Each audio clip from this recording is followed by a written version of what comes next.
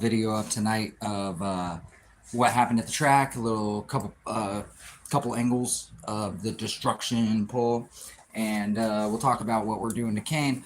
But wanted to come on here, say hi, just let you know we got the TIG welder. I got a bunch of fab supplies. I got the area set up that we're gonna fab in at the house, so we can start here before we get a shop and just keep things going until we can open a shop again one day and be doing our thing there. But we used to tune. We used to do these things called AFC hacks. Works with 5-speed, automatic, whatever. Basically hacks the map sensor. It's this little computer. They use them on all motor cars turbo. We used to use them for the Hondas to turbo them. I was on a forum called Real Homemade Turbos. Well, it was homemadeturbos.com. Sorry, my nose itched. It was homemadeturbos.com, and then it turned into realhomemadeturbos.com. But these guys would do concreting the block, studding, builds with hybriding of parts. They do a couple all motor builds here and there, but all of them were like steam pipe manifolds, homemade shit, cast manifolds, like junkyard, hardcore junkyard stuff, homemade oil lines, like all this homemade stuff, and just shipped ECU self-tuning shit. They had a tune depository. I never really used that, but they like would put their tunes up there to show other people and share them. But yeah, before chip ECUs, or when that stuff was hard to get and the information wasn't plentiful, one of the options that was talked about, that was pretty readily talked about, was the AFC hack. And trips a map sensor. It's a little computer, and use bigger injectors. You don't need a map sensor check valve or anything to get rid of the boost so the map sensor doesn't see it. You could run like MSD timing retard modules. You could run that and change the fuel pressure and injectors and all that. But the moral of the story is the AFC gave you actual like tuning control versus like analog control. And so check this out. So these are AFC computers. They used to be a couple $100 new, 250, 300. Then they went down. I would get them for 40 to 80 bucks, and we would use them on all the turbo cars and this and that when I was chip tuning ECUs, but we had cars we couldn't tune, or jumpers were too expensive, or ECUs were plentiful, like right in the beginning. Before tuned, we were using these to tune. You know, when I first started, like before we had chipped ECUs, emulators, this, that. But I'll power one of these on and show them to you guys. These are just some old units that I have. Adam dropped one off to me. I had an old unit I had bought on eBay. They're rare now. You can't even find these things. They can display 4 gauges in different settings, like a graph or digital gauges, this, that. Really old, cool JDM just tuning computers. And they just hack the map sensor, and it's like not that big of a deal. I mean, they don't run the best. They don't run perfect. The timing is off, but you can turbo the car and put bigger injectors in and use this to tune it and actually get some air fuel control. And they weren't blowing up. We would run 8 to 10, 12 pounds with these, and DSM 450s or 550s, and Evo injectors, SRT4 injectors, stuff like that. On our single cams or Integras or Accords or whatever, this worked out great. So it's kind of crazy, but I got a couple of these left. They might get used for something in the future. If not, they'll get used as a boost gauge, because you can just read your stuff on here and reads all engine parameters. You just wire it in. Pretty cool. I wanted to show you guys that. Now, I'm constantly like organizing my shit, and I had to put a post up on the Elite Speed page, and I was like, hey, I need some milk crates, I need a couple Steelies, like just random stuff, like stuff I'm not gonna like go really looking for or try to like locate to buy even, because like generally like milk crates, it used to be you go to the gas station, they give them to you. I didn't know that they didn't do that anymore, like last, like I guess more recently. But when I worked at Chevron back in the day, I think we had to return ours too. But anyways, I like to use those for storage, and sometimes we cut them up and it sounds funny, but we use them for like other shit. I don't know how to explain that. We use them for like the GoPed stuff. We use them for like stands for the GoPeds. Like they just get used. I don't know. We use them to transport stuff. People keep them. We load stuff into them to sell. We'll give them to the people. They'll take them. So like these milk crates like get used a lot. So I needed like 10 of those. I needed any scrap stuff that we refurb that doesn't get used on client stuff. I use all new stuff for that, like piping and tubing and couplers and all that. And I have a lot of new stuff, even if it's like new old stock, like say it's like dusty, it's still like brand new, never been on a car. And then we have stuff that basically the only stuff I keep is stuff that's like clean or stuff that can be cleaned up pretty easily.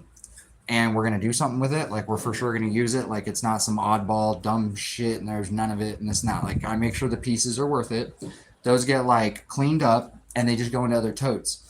And for our homies, or like you guys, say you guys hit me up and you're like, hey, I just need this and it's like expensive on eBay, and I don't need new. I just need this coupler and this piece of pipe. Like I need this 90, and I need this straight coupler from this size to this size. Yeah, like I have a ton of used shit, you know, like it's just used. Like we don't sell it. So like if you need it, yeah, and then like just let me know. So I got the TIG welder. I got flapper wheels, cut off wheels. I got some polishing wheels, some nylon fiber wheels. I gotta get some acetone and stuff for TIG welding prep. But I'm gonna show you guys the welder real quick. So I would a ton of cut off wheel or flapper wheels. So I got like 50 to 100 pack of the flapper wheels, the polishing wheels, the cut off wheels. TIG welders right there. I have to go grab a bottle, but it was cheaper to order, so I'm just gonna order that tomorrow. I got a few things I gotta do today. Kane will be back out next week. I'm deciding right now if I'm going to use the motor we have and go through it, like just give it a quick rebuild. Not the one that was in the car. I have a Type SK24, but it needs to just go through. I think it stuck a ring, like sludged up from lack of oil changes. It's a USDM motor, something. I don't know, right? Valve seal, something, I don't know. They do have oil burning issues some years, and that could have been like one of those motors. But basically, I've gotten everything organized and set up so we can start doing our manifolds and headers, but I wanted to do some boosted intake manifolds. I'll make some turbo manifolds. Brian wants to hot mount for his H22. He's doing his Teggy turbo right now.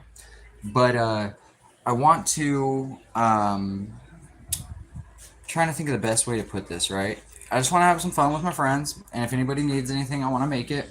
And it's not like a get-rich thing, like we're making money to like keep things going.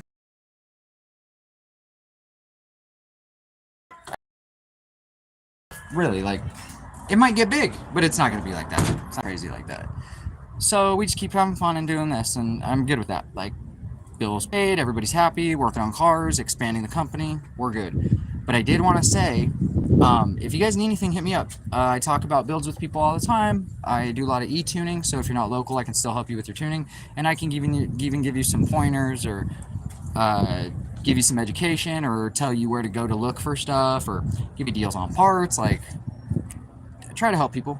So thanks for checking out my channel. I'm gonna fire up the TIG the next few days. I'm gonna post a video tonight about the races and what happened there and the polls. You guys see that in that whole video. And then yeah, Harley's RSX vid and a bunch of other vids I keep saying I'm gonna do, our product development stuff. Kane, I'm swapping the motor now. And before that, the laptop bag and the ECU for Kane had gotten stolen. So that took me like a month to replace. I mean, I replaced the computer and tuning stuff right away. Like, was like, that's gotta happen. But the ECU, I was like, whatever, we'll drive that car later. I got the daily. Then the daily had a wheel bearing pump, and I was like, oh my God, this is too much. Like, these cars are reliable, but all of a sudden we just have these huge issues out of nowhere.